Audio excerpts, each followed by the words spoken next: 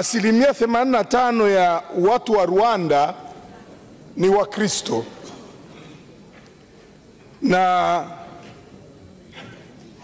kama mtakumbuka mauaji ya kimbari yaliyotokea Rwanda, Wakristo hawa hususan Wakatoliki wenzangu walihusishwa sana na yale mauaji, na ni kweli, kwa sababu kuna wahanga walikimbilia makanisani, lakini baadhi ya mapadri wakawatosa.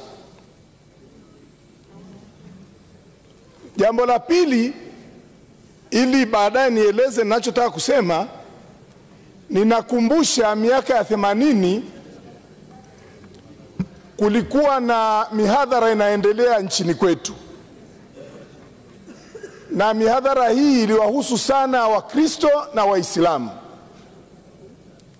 Wakristo tulilalamika sana Waislamu walipokuwa wanalitaja jina la Bwana Yesu, na walikuwa wanasema kwao ni Nabii Isa alayhi salam.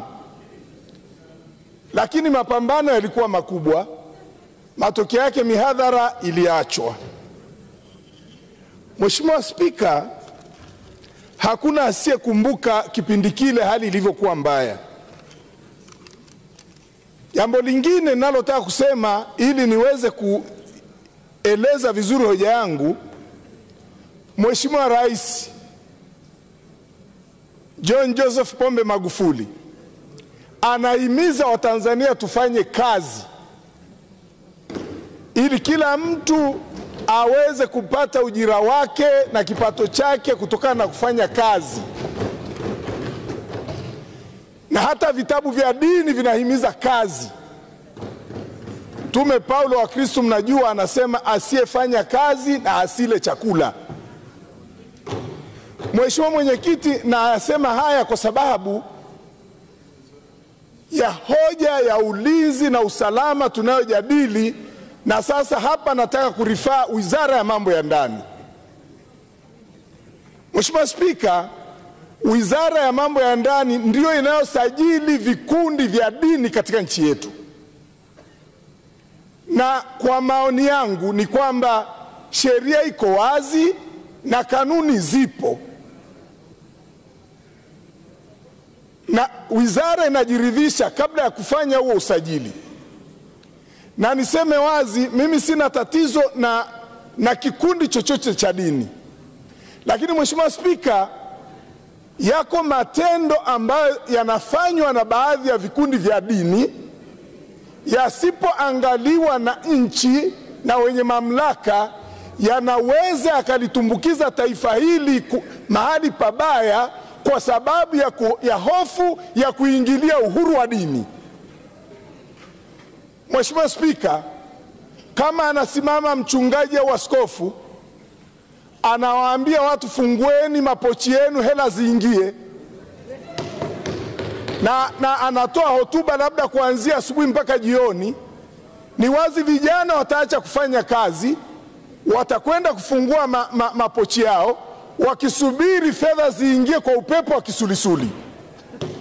Sasa hii si sahihi, na ndio maana nasema kama wizara inavijua vigezo vya kusajili haya makanisa, mambo kama haya wizara inapaswa iingilie kati, kwa sababu jambo kama hili likiendelezwa linaharibu nchi. Mheshimiwa Spika, wako wengine anasajili kanisa, baba ni askofu, mama ni mchungaji, kijana anaokota sadaka, wanaweka maturubai barabarani ndio kanisa, wanawadanganya wananchi kwa kuwapa maji, wanasema ni ya upako, wala maji haya hatujui kama yamepitia TBS. Wanawapa mafuta, wanasema ni ya upako, hatujui kama yamepitia TBS. Halafu matokeo yake watu wanachukua na bugia tu, wanaokota sadaka. Kwangu mimi, anapomtaja Bwana Yesu katika hoja kama hiyo au Roho Mtakatifu katika hoja kama hiyo, mimi naona ni kashfa, kwa sababu huyo sio Roho Mtakatifu, ni Roho Mtakavitu. Na lazima Wakristo wanajua tofauti ya Roho Mtakatifu na Roho Mtakavitu. Mheshimiwa Spika, yako mengi yanayoendelea. na wanaoumia ni akina mama. Sijui ni kwa sababu gani, kwa sababu akina mama wengi ndio wanaonekana kwenye makanisa hayo. Mtu anawaambia akina mama waondoe nguo za ndani wapunge hewani ili wapate ujauzito. Tunaona tu, na serikali na mkono mrefu, na imani hata kwenye haya makanisa serikali ipo.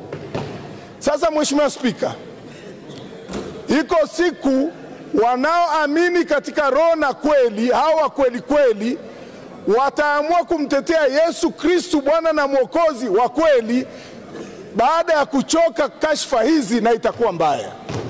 Sasa mimi naiomba serikali isiogope kupitia sheria inayosajili hivi vikundi vya dini. Kama kuna haja ya kuihuisha, ihuishe, ili iweze kuangalia ni vikundi gani kweli vya dini au ni vikundi gani vimekuja nchini kuja kufanya utapeli kwa ajili ya kuibia Watanzania. Serikali ina wajibu wa kulinda raia wake na kitu kidogo ambacho raia wanapata, ili matapeli wasije wakaingia wakawapora. Mheshimiwa Spika, jambo jingine ambalo ningependa kulizungumza ni kwamba tunakwenda kwenye uchaguzi. Na Mheshimiwa Rais wiki iliyopita amesema kwamba atahakikisha uchaguzi unakuwa huru na wa haki. Sasa uko ushauri amekuwa akipewa. Wiki hii amepewa ushauri na mwenyekiti wa Chama cha Demokrasia na Maendeleo. Nina hakika atauzingatia na namuomba uzingatie. Lakini na mimi nataka nimpe ushauri ambao tumekuwa tukiusema mara nyingi. Wapo Watanzania wengi wanaoishi nchi za nje wakifanya biashara au wako katika balozi zetu. Sasa hivi tunahuisha daftari la kupiga kura. Bado hakuna kauli ya wazi ni namna gani Watanzania hawa watapata nafasi ya kujiandikisha kupiga kura au ni namna gani watakavyopiga kura.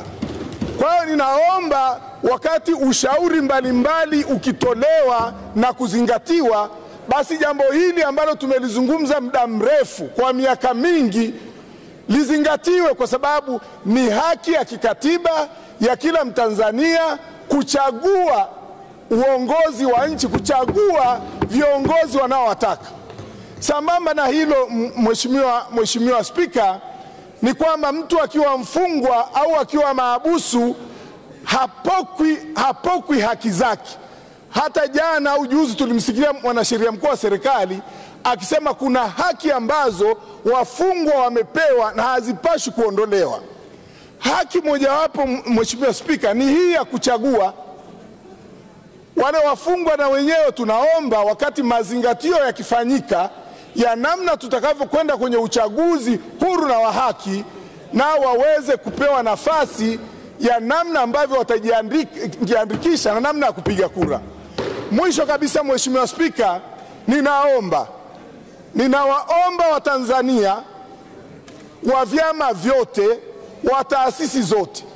Kwa kawaida tunapokwenda kwenye uchaguzi lazima mihemko inapanda kwa kila mtu. Juzi Katibu Mkuu wa Chama cha Mapinduzi aliwakemea wale vijana ambao walikuwa wanawaalika wenzao kwa ajili ya kuwadhibiti vijana wa vyama vingine. Hili ni jambo zuri alilofanya, na kwa kweli nampongeza kwa jambo hilo. Lakini twende mbele zaidi. Ile ni jinai. Watu wanaofanya jinai namna hiyo wasikemewe tu, kwa sababu watazoea kukemewa, watazoea kudekezwa. Imani yangu ni kwamba kama serikali watu wa namna hiyo isipoanza kuwadhibiti tangu mapema, zikaanza kutolewa kauli za kutishana namna hii, matokeo yake tunaweza tukafika kwenye uchaguzi tukiwa hatuko salama. Tukafika kwenye uchaguzi nchi ikiwa vipande vipande. Kwa hiyo naomba sana sisi wabunge, viongozi wa vyama vyetu, wa vyama, wa taasisi za vyama, mabaraza ya vyama, tujiepushe na kutoa kauli za kuwachochea Watanzania, za kuwachochea vijana wetu katika muda huu, kwa sababu uchochezi huu unaweza ukaligawa hii taifa, na hatuna nchi nyingine zaidi ya Tanzania, na tunao wajibu wa kuilinda Tanzania kwa